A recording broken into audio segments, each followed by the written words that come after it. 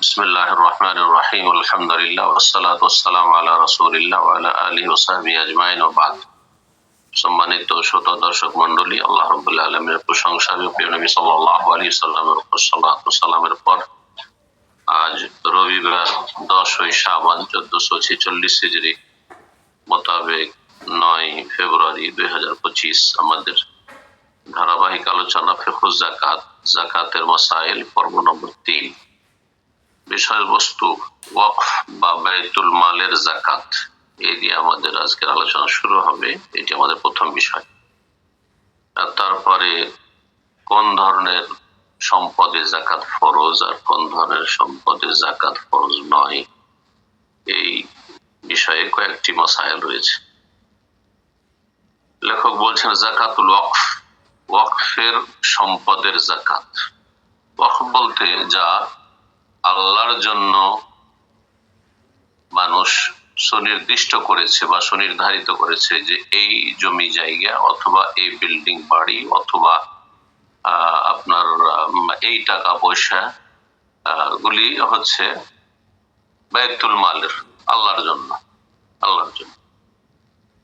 তো সাধারণত ওয়াকফ শব্দটি আজকাল ব্যবহার করা হচ্ছে জমি জায়গা এবং বাড়ি ঘর যা কোনো মানুষ সাদকা করে দিয়েছে, জনকল্যাণমূলক কাজে কোনো প্রতিষ্ঠানকে দিয়ে দিচ্ছে, এটাকে ওয়াকফের সম্পত্তি বা ওয়াকফের সম্পদ বলা হয়। কিন্তু এখানে আমাদের বিষয়বস্তু হচ্ছে ওয়াকফ বলতে বাইতুল মাল, মানে যেসব সম্পদের মালিক কোন একজন বিশেষ ব্যক্তি নন, বরং স্বয়ং আল্লাহ রাব্বুল। যদিও সেই সম্পদগুলি কোনো বিশেষ কোনো দাতব্য প্রতিষ্ঠানের জনকল্যাণমূলক কোনো প্রতিষ্ঠান রয়েছে, সেটা মসজিদ হোক, মাদ্রাসা হোক, আর ইয়েতিমখানা হোক, অথবা মুসাফির খানা হোক, যা কিছু হোক না কেন, যেগুলো জনকল্যাণমূলক কাজে তার জন্য আল্লাহর সন্তুষ্টির জন্য সেগুলিকে সুনির্দিষ্ট করা হয়েছে। এটা টাকা পয়সার আকারে হইতে পারে, স্বর্ণ চাঁদির আকারে হইতে পারে, সেটা অন্য কোনো সম্পদের আকারে হইতে পারে।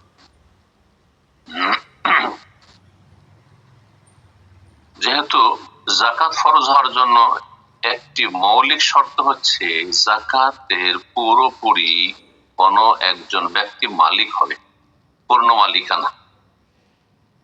আর ওয়াকফের যে সম্পদ তার কোনো ব্যক্তি মালিক নেই, তার মালিক স্বয়ং আল্লাহ রাব্বুল আলামিন, এবং সেগুলির যে অধিকার রয়েছে সমস্ত বিশ্বের মুসলিমদের। এই জন্য বাইতুল মাল শব্দটি, যা আমিরুল মুমিনিন রাদিয়াল্লাহু তাআলা জামানা থেকে এই নামটির প্রচলন ঘটেছে, বাইতুল মালিল মুসলিমিন আসলে ছিল মুসলিমদের সম্পদের ঘর, মানে এমন একটি আপনার খাত যেটি হচ্ছে সমস্ত বিশ্বের মুসলিমদের ধন সম্পদ। তো সেটাকে সংক্ষেপ করে দিয়ে বাইতুল মাল করে দেওয়া হয়েছে। বাইতুল মাল কথাটি কিন্তু আমাদের ভাষাভাষী সবাই বুঝেন, মানে সরকারি ফান্ড। সরকারি ফান্ড বলতে সামাজিক যে সরকারি ফান্ড রয়েছে, সেটা মসজিদের ফান্ড হোক, মাদ্রাসার ফান্ড হোক, অথবা এই ধরনের, যেগুলো কোনো একজন একক মালিক নেই। লেখক বলছেন আল আওকাফ আল্লাতী আলা জিহাতিন খায়রিয়া আম্মাহ, সে সমস্ত আওকাফ যেগুলি ওয়াকফ করে দেওয়া হয়েছে, দান করে দেওয়া হয়েছে কোন একটি বিশেষ জনকল্যাণমূলক সংস্থাকে। যেমন মসজিদের ধন সম্পদ, মসজিদের অ্যাকাউন্ট আছে আর সেখানে টাকা পয়সা আছে, অথবা মসজিদের কোন সম্পদ রয়েছে। ওয়াল মাদারিস, এইরকমই মাদ্রাসা, এইরকমই রিবাত অর্থাৎ মুসাফির খানা, ওয়াকফকৃত বিল্ডিং ইত্যাদি ইত্যাদি, এই ধরনের যে কোনো, যেমন বললাম ইতিমখানা ইত্যাদি। লাইসা ফিহা যাকাত, এগুলিতে যাকাত নেই, এগুলিতে যাকাত নেই। কেন যাকাত নেই তার কারণ বললাম, যে যাকাতের জন্য প্রথম শর্ত হচ্ছে যে কোনো একজন মালিকানাধীন হইতে হবে। এর মালিক সেক্রেটারি মালিক নয়, চেয়ারম্যান মালিক নয়, সভাপতি মালিক নয়, যিনি মহাপরিচালক এই মাদ্রাসার মসজিদের মুতাওয়াল্লি তিনি মালিক না, তাকে আমানত তার হাতে তুলে দেওয়া হয়েছে যে আমানত আপনার কাছে থাকলো, কিন্তু এটা হচ্ছে মালুল্লাহ, স্বয়ং আল্লাহ রাব্বুল আলামিন এর মালিক, সুতরাং তাতে যাকাত নেই। এইরকমই যেমন সৌদি আরব ইসলামিক সেন্টার গুলি রয়েছে আমাদের, এগুলিতে একটা বিশেষ ফান্ড রয়েছে, আর সেটা যাকাতের ফান্ড হইতে পারে, সাদাকার ফান্ড হইতে পারে, সাধারণ একটা ফান্ড হইতে পারে। সেই টাকাগুলি প্রতি বছরে খরচ হচ্ছে, আবার কিছু থেকেও যাচ্ছে বছরকে বছর, আর সেটা বড় অঙ্কেরও হইতে পারে, ছোট হইতে পারে, এগুলিতে যাকাত নেই। বলছেন লেখক, ওয়াকুল্লু মা উইদ্দা লিল ফাখি ওয়াজুহিল বিররিল আম্মা ফাহুয়া কাল ওয়াকফ, ওই সমস্ত ধন সম্পদ যেগুলি প্রস্তুত করে রাখা হয়েছে কিসের জন্য, যে কোন জনকল্যাণমূলক নেকির কাজে খরচ করার জন্য, ব্যয় করার জন্য, যে কোনো নেকির কাজে খরচ করি, বিধবাদের সমস্যার সমাধান, ইয়াতীমদের প্রতিপালন, ইত্যাদি, শিক্ষার প্রচার প্রসার, দাওয়াতি কার্যক্রম ইত্যাদি, এই সমস্ত যেগুলি নেকির কাজে খরচ করার জন্য যেসব সম্পদগুলিকে রাখা হয়েছে সেগুলি হচ্ছে ওয়াকফের মতো, ওয়াকফের মতো। লা যাকাতা ফি, তাতে কোনো যাকাত ফরজ নেই।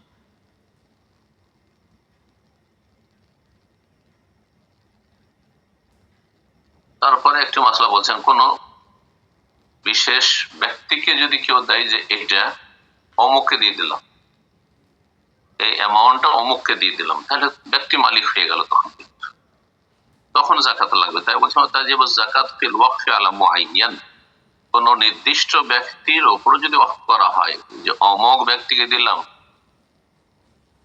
অমুক শেখকে দিয়ে দিলাম, অমুক আলেমকে দিয়ে দিলাম, অমুক হাজি সাহেবকে দিয়ে দিলাম, অমুক গরিবকে দিয়ে দিলাম, অমুক বিধবাকে এত টাকা দিয়ে দিলাম, তার জন্য এটা দিয়ে দেওয়া হয়, এটা থেকে তিনি উপকৃত হন, তাহলে এতে যাকাত ফরজ, এতে যাকাত ফরজ। যেমন ছেলে মেয়েকে কেউ যদি দেয়, আমি এই ছেলেকে দিলাম, এই ছেলেকে দিলাম, এই মেয়েকে দিলাম, এত টাকা দিলাম, তাতে যাকাত ফরজ, কারণ এর মালিক হচ্ছে ব্যক্তি, যাকে দিলেন সে তার মালিক। আচ্ছা, যাদের ঋণ রয়েছে তাদের যাকাতের অবস্থা কি? এই ক্ষেত্রে অনেক মানুষ যারা ব্যবসা বাণিজ্য করে, এদিকে অনেক ঋণও করে রেখেছে, আর টাকা পয়সা, অনেক টাকা পয়সা তার কাছে জমা মজুদও আছে, এই সব টাকা পয়সা কিন্তু যাকাত অনেকে দেয়নি, এই ভুলগুলি করে। এই মশলাটি ভালো করে শুনে নেন, বুঝে নেন। বলছে আর যাকাত ওয়াজিবাতুন মুতলাকান, বলছে যেই ব্যক্তি ধন সম্পদের মালিক, তার বছর পুরা হয়েছে, পূর্ণতার মালিকানা রয়েছে, আর তারপরে 1 বছর পুরা হয়েছে, তাতে যাকাত ফরজ। ওয়ালাউ কানাল মুযাক্কি আলাইহি দাইন, যদিও যেই ব্যক্তি যাকাত দাতা, যার উপর যাকাত ফরজ হচ্ছে, তার কাছে নেশাবের পরিমাণ বা তার বেশি সম্পদ থাকার কারণে তার নেশাব কমে যাবে যদি ঋণ পরিশোধ করা হয়। আলাইহি দাইনুন, তার কাঁধে এত টাকা ঋণ কর্জা রয়েছে যে যদি ঋণ কর্জা পরিশোধ করা হয় তাহলে নেশাব কমে যাবে। অনেকেই বাহানা করে যে আমার কাছে 5 লাখ টাকা আছে, কিন্তু আমার কাছে তো মানুষ 5 লাখ টাকা পাবে, তো যাকাতে নেই, জিরো, না, এটা চলবে না, যাকাত দিয়ে যেতে হবে, কারণ আপনার কাছে টাকাটা মজুদ রয়েছে।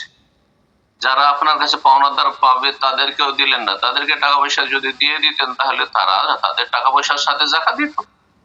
একজন ধরেন আপনার কাছে 5 লাখ টাকা পাবে, ওকেও দিচ্ছেন না, আর আপনার কাছে 5 লাখ টাকা পাবে সেই ব্যক্তি, আপনার কাছে 5 লাখ টাকা অলরেডি আছে, এতে যাকাত ফরজ হচ্ছে। আপনি বলছেন আমার উপর 5 লাখ টাকা ঋণ আছে, আপনিও দিলেন না, সেও দিল না, তাহলে কি এমন কোন সম্পদ আছে যেগুলোর পূর্ণ মালিকানা রয়েছে তারপরে তাতে যাকাত ফরজ নাই?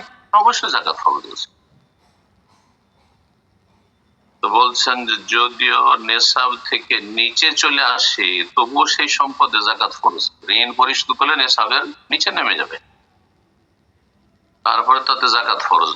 তবে যদি এমন ঋণ হয়, বলছে ইল্লা দাইনা, এমন কোন ঋণ হয় ওয়াজাবা ক্বাবলা হুলুলিজ যাকাত, যাকাত 1 বছর পুরা হলে ফরজ হবে, আর আপনার সেই ঋণ পরিশোধ করার যে প্রতিশ্রুতি ওয়াদা করা আছে, আর এটা হচ্ছে শরীয়তের বিধান যে আপনি যখন ঋণ কর্জা নেবেন তখন ইলা আজালিল মুসাম্মা, আল্লাহ কোরআন কারীমের ঋণের ঋণ সম্পর্কে যে সবচেয়ে বড় আয়াত কোরআন কারীম সূরা বাকারা সৃষ্টি করেছে, তাতে বলেছেন ইয়া আইয়ুহাল্লাযীনা আমানু ইযা তাদায়ানতুম বিদাইনিন ইলা আজালিন মুসাম্মা, সময় নির্ধারণ করেন আপনি কতদিনের জন্য ধার কর্জা নিচ্ছেন, কতদিনের জন্য ধার কর্জা দিচ্ছেন। সময় হয়ে গেছে, সময় হয়ে গেছে, 1 বছর পুরা হওয়ার আগে 8 মাস 10 মাস যখন হচ্ছে আপনার কাছে টাকা পয়সাটা, তখন যাকাত আদায় করার সময় হয়ে গেছে। তাহলে আপনাকে যাকাত লাগবে না। যাকাত লাগবে না, কি করতে হবে? ফায়াজিবু আদাউহু, তাহলে ঋণ পরিশোধ করা, ঋণ আদায় করা ফরজ। কারণ 12 মাস হলে যাকাত ফরজ, 1 বছরে যাকাত ফরজ হবে। আর যখন 8 মাস 9 মাস 10 মাস হয়েছে আপনার কাছে টাকাটা আপনার মালিকানায় আসা, তখন আপনার ঋণ পরিশোধ করা ফরজ হয়ে গেল। কারণ সময় যে নির্ধারিত চলে, সেই সময় চলে এসেছে। সুতরাং যাকাত দেওয়ার সময় তো এখন আসেনি, আর আপনার ঋণ পরিশোধ করার সময় চলে এসেছে, সুতরাং ঋণ পরিশোধ করা হচ্ছে ফরজ। সময় ওযাক্কি মা বাকি, তারপরে যে অবশিষ্ট থাকলো সেটা যদি নেশাব পরিমাণ পৌঁছে, তাহলে তখন তাতে যাকাত দিতে হবে। তবে যালিকা তাবরাউ জিম্মাহ, এইভাবে যদি আমল করেন তাহলে আপনার কাঁধ থেকে ইসলামের ফরজ বিধানের বোঝা নামবে। জি, তাহলে আপনি মুক্ত হইতে পারবেন, না হলে আপনি গুনাহগার হবেন। বহু ব্যবসায়ী আছে তারা এরকম কাজটা করে। ব্যবসায় লেনদেন চলছে ও বিভিন্ন কোম্পানি থেকে আমার কাছে একটা যে মাল সামান দিয়ে রেখেছে সেগুলির আমি পেমেন্ট করিনি, সেগুলি তো 10 লাখ টাকা তারা পাবে, আমার কাছে 5 লাখ টাকা আছে, 7 লাখ টাকা, তাহলে আমার যাকাতই ফরজ না? যাকাত ফরজই আছে, যাকাত ফরজ আছে।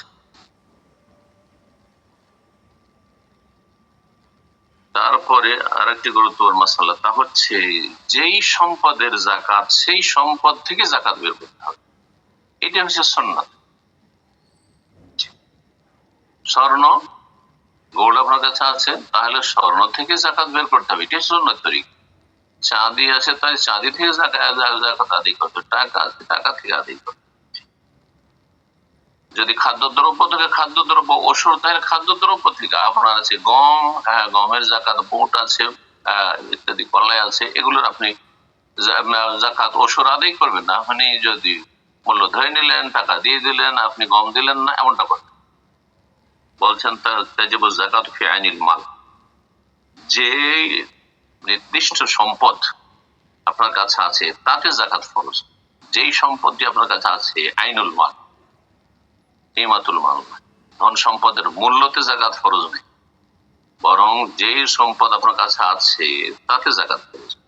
আল হাব্বু মিনাল হাব, শস্য খাদ্যদ্রব্য দেবেন আপনি খাদ্যদ্রব্যের যাকাতে ওশরে। শাতু মিনাল গানাম, আর বকরি ছাগলের পাল রয়েছে, সুতরাং সেখানে বকরি ছাগল দেবেন। ওট রয়েছে তো ওট থেকে ওট দেবেন আপনি, গরু থেকে গরু দেবেন। নকুদ মিনাল নকুদ, এবং কারেন্সি টাকা পয়সা রয়েছে তো টাকা পয়সাতে টাকা পয়সা দেবেন। মহাকাজ ওয়ালা ইউদালু আন যালিকা, এখান থেকে অন্যদিকে আপনি প্রত্যাবর্তন করবেন না।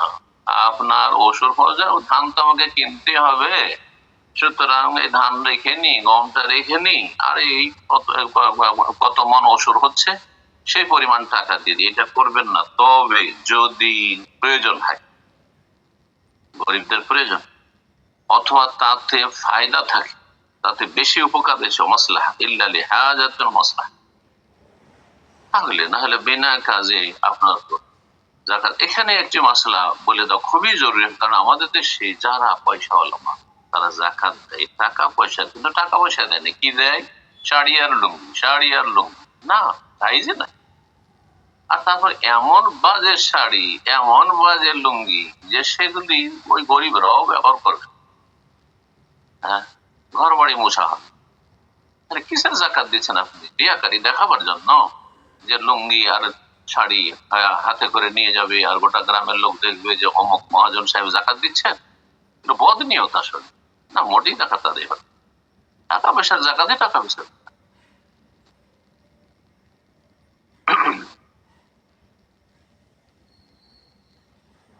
তারপর আর একটি মাসালা, অনেকে কারো কাছে টাকা পাবে, ধার দিয়ে রেখেছে, আর তারপর সেই ব্যক্তি অভাবে গরিব হয়ে গেছে বা ঋণী হয়ে গেছে। হ্যাঁ, তো সেই ব্যক্তির জন্য যাকাত খাওয়া জায়েজ হয়ে গেছে, তার অভাবের কারণে, দারিদ্রের কারণে, অথবা তার ঋণগ্রস্ত হওয়ার কারণে তার জন্য যাকাত নেওয়া জায়েজ হয়ে গেছে। তখন সে কি করলো, প্রথম তো দিয়েছিল ধারের নিয়তে, কিন্তু এখন সেটা জাকাতের নিয়ত করে নিল, এটা চলবে না, জায়েজ নাই। কারণ জাকাত দেওয়ার জন্য যখন টাকাটা দিয়েছেন তখনই নিয়ত করতে হবে যে আপনি এটা জাকাত দিচ্ছেন না ধার দিচ্ছেন। যদি প্রথমে নিয়ত করে নিতেন আর সেই সময় তার জন্য জাকাত খাওয়া হালাল হতো তাহলে ঠিক ছিল। সুতরাং এরকম সুবিধাবাদী হওয়া যাবে না। আপনার টাকাটা যাতে উঠে চলে আসে, সে তো দিতে পারবে না, অভাবী হয়ে গেছে, অত ঋণগ্রস্ত হয়ে গেছে, সুতরাং টাকাটা কোন রকম যেন আদায় হয়ে যায়। চলো ঠিক আছে, তোমার যেহেতু অনেক টাকা ঋণ আছে আর তোমার কাছে আমি 1 লাখ টাকা পাবো, চলো 1 লাখ টাকা দেওয়া লাগবে না, সেটা আমি জাকাতে কাটিয়ে দিলাম না, হারাম জায়েজ। শেখুল হুসাইন রাহমাহুল্লাহ বিষয়টি স্পষ্ট করেছেন, জাকাত আদায় হবে না। আপনি জাকাত দিলেন না, আপনি ঋণ দিচ্ছেন। কারণ শরীয়তের একটি মৌলিক নীতিমালা হচ্ছে ইন্নামাল আমালু বিন্নিয়াত, মানুষের সমস্ত আমল নির্ভরশীল নিয়তের উপর। আপনি যখন তাকে টাকাটা দিয়েছিলেন তখন কি নিয়তে দিয়েছিলেন? ধার দিয়েছিলেন। এখন আপনার টাকা উঠে আসছে না, সেই জন্য জাকাত হয়ে গেল না, ওটাই জায়েজ নাই। তারপরে জাকাতের ক্ষেত্রে শাইখুল ইসলাম রাহিমাহুল্লাহ আরো বলছেন, জাকাত কিসের নাম? জাকাত হচ্ছে আখযুন ওয়া আতা, একজন দেবে আর একজন নেবে। দাতা যিনি জাকাত দিচ্ছেন আর যে গ্রহীতা যিনি গ্রহণ করছেন। এখানে তো সেটা হলো না, আপনি আতা হলো না। আপনি জাকাত হিসেবে তার হাতে তুলে দিচ্ছেন, যখন তার হাতে দিয়েছিলেন তখন তাকে ধার হিসেবে। নবী সাল্লাল্লাহু আলাইহি ওয়াসাল্লাম হাদিস কি রয়েছে, তুখাযু মিন আমওয়ালিহিম ফাতুরাদ্দু আলা ফুকারাইহিম।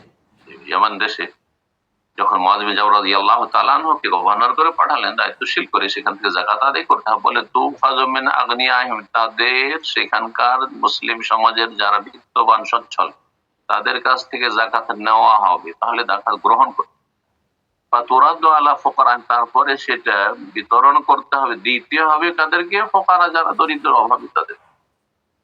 সেটা এখানে পাওয়া যাচ্ছে না। সুতরাং কাউকে টাকা ধার দিলেন আর তারপরে সে অভাবী হয়ে গেল, ঋণগ্রস্ত হয়ে গেল, তখন আমি চলো আমার এত টাকা জাকাত লাগতো, মনে মনে নিয়ত করে নিলেন, আর ওকে বললেন যে তোমাকে আর দিতে হবে না, ওঠে যায়, জাকাত আদায় হবে না। বলছেন লা ইয়াজুযু লিমান লাহু মালুন আলা আহাদিন, কোন এমন ব্যক্তির জন্য জায়েজ নয় যার ধন সম্পদ কারো কাছে রয়েছে, হ্যাঁ, লা ইয়াস্তাতিউ সাদাদাহু, যেটা সে পরিশোধ করতে পারছে না, আইয়ুসকাতা আনহু, তখন সেটা তার থেকে স্থগিত করে দেবে, মাফ করে দেবে, বেনিয়াতি যাকাত, যাকাতের নিয়ত, সেটা চলবে। তারপরের মাসআলা হচ্ছে, যেসব ধন সম্পদগুলি এমন যেগুলি হচ্ছে স্থাবর সম্পদ আর ব্যবসায়ী সামগ্রী না, ব্যবসা বাণিজ্যের জন্য, ব্যবহারের জন্য, সেগুলি হচ্ছে বসবাসের জন্য, ব্যবহারের জন্য, দৈনন্দিন, সেগুলিতে জাকাত লাগবে, সেগুলিতে জাকাত লাগবে না, যত সেগুলো দামি জিনিস হোক না কেন। বলছেন মা ওয়াইদা মিনাল আমওয়াল লিল কানিয়াতি ওয়াল ইস্তেমাল, যেসব ধন সম্পদ গুলি সঞ্চিত করে রাখা হয়েছে বা প্রস্তুত করে রাখা হয়েছে, প্রস্তুত করে বাড়িতে আছে, কিসের জন্য? সেগুলো ব্যবহার করার জন্য, সেগুলি ব্যবহার করবে না, তাহলে জাকাত, তাতে জাকাত নেই।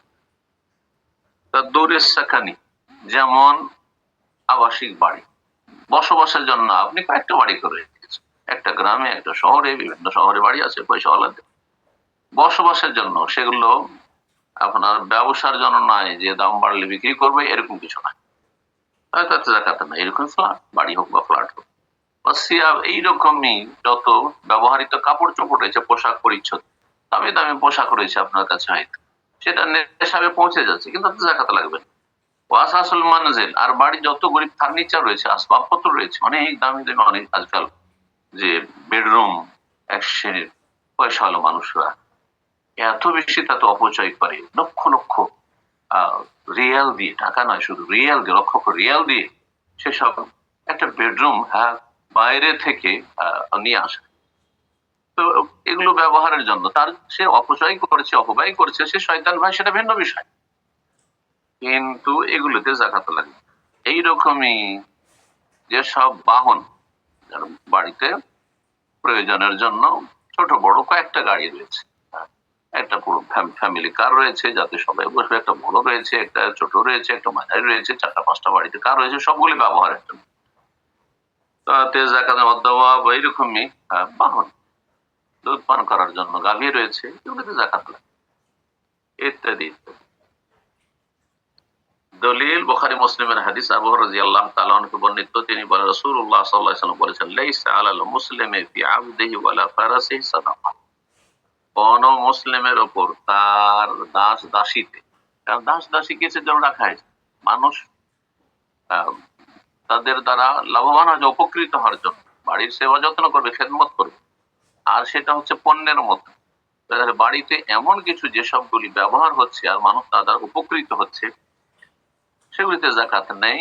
এই দাস দাসী শব্দটি থেকে, আব শব্দ থেকে ইস্তেমাল করা হয়েছে। ওয়ালা ফারাসি, এইরকমই ঘোড়ায়, এই জন্য ঘোড়া রয়েছে। ঘোড়ার যুগ ছিল, তখন ঘোড়ার পিঠে মানুষ চাপতো, সেটি ছিল বাহন, সুতরাং তাতে যাকাত নেই। এইরকম ওট বাড়িতে, সেটা বাহনের জন্য রাখা হয়েছে। হ্যাঁ, উটের পাল নেই, আর চারণ হইতে শৈলী চারণ, বরং ওট রেখেছে, দুটো তিনটে ওট রেখেছে উটের পিঠে চাপার জন্য, বাহন উটের যুগে।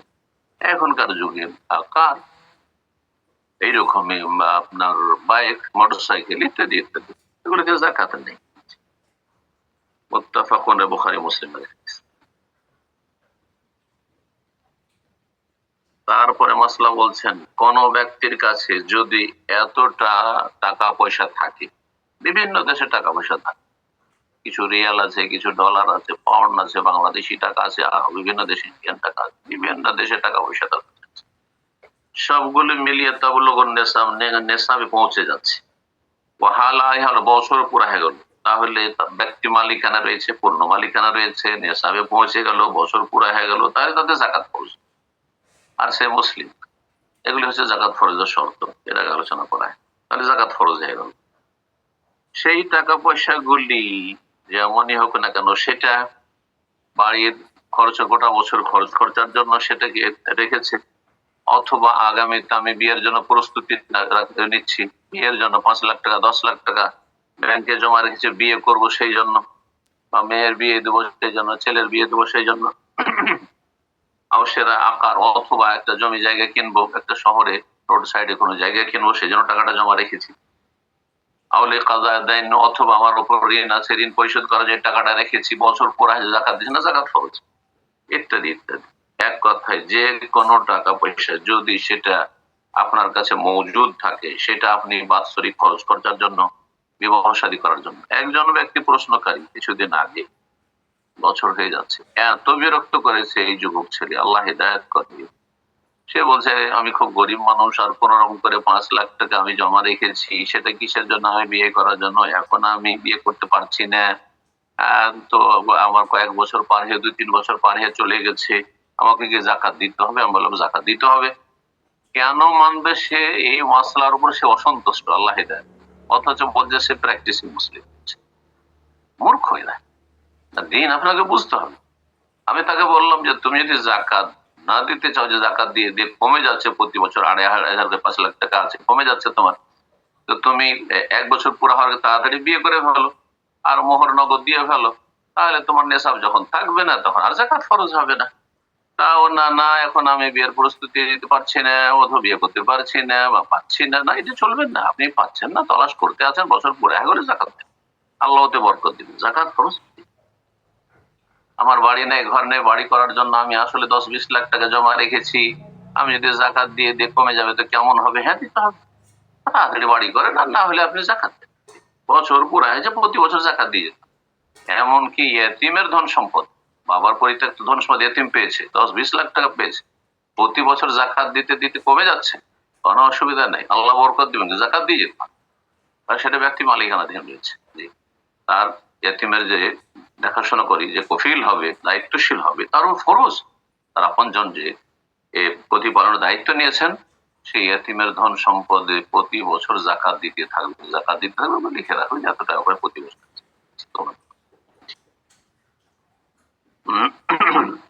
তারপরে বলছেন যে কোন ব্যক্তির উপর জাকাত ফরজ হয়ে গেছে, 1 বছর পুরা হয়ে গেছে, জাকাত ফরজ, কিন্তু জাকাত দেব দিচ্ছি করে বিলম্ব করেছে, অথবা জাকাত ফরজ হয়েছে সে সময় হঠাৎ করে মারা গেল, তাহলে কি জাকাত ফরজ থাকবে না? না, জাকাত সম্পদের ফরজ, ব্যক্তির উপর জাকাত ফরজ নাই, মানে মাথা প্রতি জাকাত নাই। মাথা প্রতি যেটা ফরজ, সেটার নাম হচ্ছে জাকাতুল ফিতর, ফিতরা, জাকাতুল ফিতর বা জাকাতুল। কিন্তু এটি যেহেতু সম্পদের উপর ফরজ, কোন ব্যক্তি মারা গেলে, বছর পুরা হয়েছে জানছেন, তাহলে যারা উত্তরাধিকারী আছেন বা পরিবারের সদস্যরা আছেন আগে জাকাত আদায় করে দেবেন, আর তারপরে পরিত্যক্ত ধন সম্পদে দেখবেন যে কোনো ওসিয়ত আছে নাকি, ওসিয়ত থাকলে ওসিয়তে বাস্তবায়ন করবে, ঋণ থাকলে ঋণ পরিশোধ করবেন, আর তারপরে আপনারা সম্পদ মিরাজ ভাগ বন্টন করবেন। বলছে ইজামাত মান আলিহিজ যাকাত, কারো যদি জাকাত ফরজ হয়ে থাকে আর সে মারা যায়, ওয়ালাম ইউখরিজাহা, কিন্তু সে জাকাত এখনো আদায় করেনি, আখরাজাহাল ওয়ারিসু, যারা ওয়ারিস হবে পরিবার সদস্য, তারা জাকাত আদায় করে দিয়ে মিনাত তারিখ পরিত্যক্ত ধন সম্পদ থেকে কাবরাল ওসিয়াতে, ওসিয়তের বাস্তবায়নের আগে, ওয়া কিসমাতের তারিকা, আর পরিত্যক্ত ধন সম্পদ ভাগ বন্টন করার আগেই।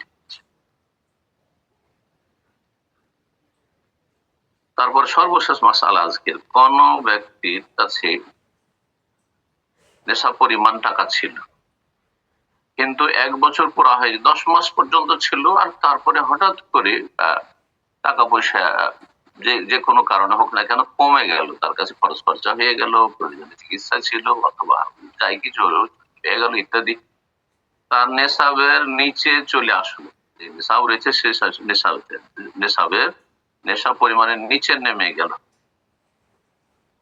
অথবা যে সম্পদ ছিল 7.5 ভরি 10 ভরি স্বর্ণ ছিল, অথবা চাঁদি ছিল নেশাব পরিমাণ, তারপরে বছর পুরা হওয়ার আগে তাকে সে বিক্রি করে দিল, কিন্তু তার কোনো অসৎ নিয়ত নেই, জাকাত থেকে পালায়নের উদ্দেশ্য ছিল না, জাকাত যাতে ফরজ না হয়, জাকাত না দিতে হয়, সেই জন্য আমি এটাকে কমিয়ে দিলাম অথবা আমি এটা বিক্রি করে দিলাম, এমনটা যেন না। এরকম অনেকে টাকা পয়সা জমা রেখেছেন, বছর পুরা হয়নি, 10-11 মাস হয়েছে, আর 1 মাস পরে জাকাত ফরজ হয়তো, সেই সময় হঠাৎ করে একটা ভালো জমি জায়গায় পেলেন, খরিদ করে ফেলেন, হঠাৎ করে বাড়ি ধরলেন, আর বাড়ি তৈরি করতে শুরু করলেন, তার টাকা নেশাবের নিচে চলে খরচ হয়ে গেল, তাহলে জাকাত ফরজ নেই যদি নেশাবের নিচে নেমে যায় বছর পুরা হওয়া। কিন্তু সেখানে যেন নিয়ত খারাপ না থাকে। বলছেন এজা নাকাসা নেশাব কি বাদুল হক, বছরের কোন এক অংশে গিয়ে নেশাব থেকে যদি কমতি হয়ে যায়, অথবা যেই সম্পদ ছিল সেটাকে বিক্রি করে দিলেন, লা ফিরারা মিনা যাকাত, যাকাত থেকে পালায়নের উদ্দেশ্য ছিল না কোনো খারাপ, ইনকাতাল হাওল, তাহলে বছর শেষ হয়ে গেছে, বছরের সাথে যে সম্পর্কটা ছিল সেটা বিচ্ছিন্ন হয়ে গেছে। সুতরাং আবার যখন নেশাব পরিমাণ পৌঁছবে তখন থেকে আবার মাস গণা শুরু করবেন, আর তারপরে যাকাত দিবেন। এখানে আজকের আলোচনা শেষ করেছি। জাযাকুমুল্লাহু খাইরান ওয়া সাল্লাল্লাহু ওয়া সাল্লাম আলা নবিয়িনা মুহাম্মদ ওয়া আলা আলিহি ওয়া সাহবিহি।